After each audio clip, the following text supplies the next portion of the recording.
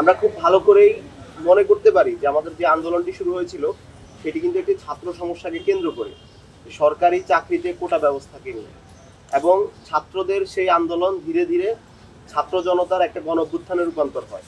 এবং তার প্রেক্ষিতে আমরা দেখতে পেরেছি যে 17 বছরের যে ফ্যাসিস্ট তার পতন হয়।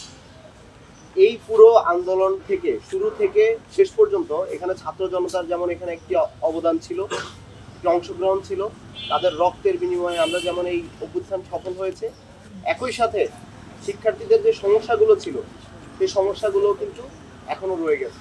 আমরা দেখতে পাচ্ছি এই ইন্টারিম গভর্নমেন্ট আসার পরেও যখন বাংলাদেশের বিভিন্ন ইস্যুগুলোতে সংস্কার কমিশন গঠন হচ্ছে, তখনও আমরা দেখতে পেয়েছি যেখানে আসলে শিক্ষা সংস্কার কমিশন গঠন হয়নি।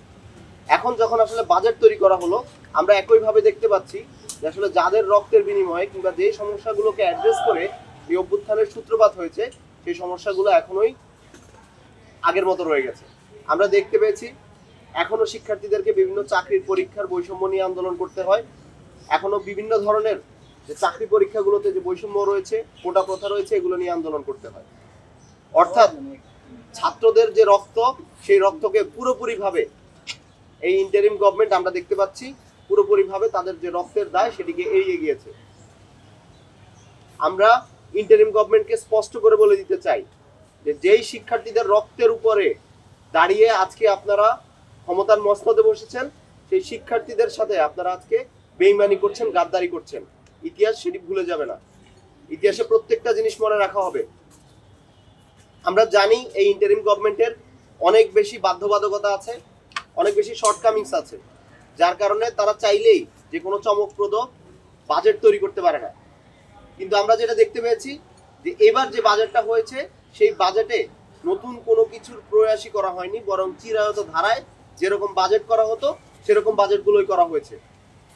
এখানে যেসব উন্নয়ন প্রকল্প এবং যেসব জায়গাগুলোতে বরাদ্দ করা হয়েছে তার বেশিরভাগই হচ্ছে বিভিন্ন ভবন নির্মাণ থেকে শুরু করে বিভিন্ন ধরনের আবাসন প্রকল্প বা হচ্ছে ভবনের পরিকল্পনা, যেখানে আসলে যে শিক্ষার যে কাঠামোগত পরিবর্তন, সেই কাঠামোগত পরিবর্তনের উপর কোনো ধরনের বাজেট রাখা হয়নি, কি বলছে সেটি খুবই কম রাখা হয়েছে।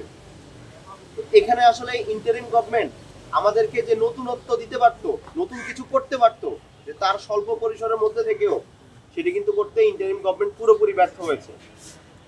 আমরা উপদেষ্টাদের ইন্টেনশনকে প্রশ্ন করি যে আজকে এখানে ছাত্র উপদেষ্টারা আছেন, অন্যান্য উপদেষ্টারা আছেন, প্রত্যেকটা উপদেষ্টারাই আজকে এই শিক্ষার্থীদের রক্তের উপর দাঁড়িয়ে তারা আজকে উপদেষ্টা হয়েছেন, মন্ত্রণালয় পেয়েছেন।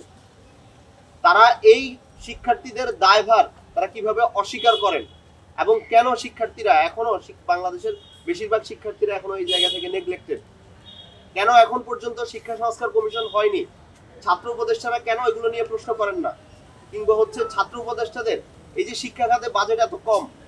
আমাদের একটা দীর্ঘদিনের দাবি ছিল যে বিশ্ববিদ্যালয়গুলোকে, অনেক বাংলাদেশের বিশ্ববিদ্যালয় এবং শিক্ষা কাঠামোকে গবেষণাধর্মী হিসেবে তৈরি করা।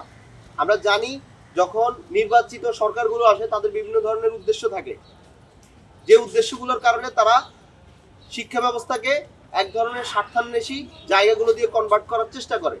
কিন্তু এই ইন্টারিম গভর্নমেন্টের সেই ধরনের কোনো ইন্টেনশন বা ইন্টারেস্ট থাকার কথা না। তাদের কাছে এই সুযোগ ছিল যে তারা একটা নতুন এক্সাম্পল সেট করবে, উদাহরণ সেট করবে যে বাংলাদেশের আইডিয়াল শিক্ষা বাজেটটা কেমন হতে পারে।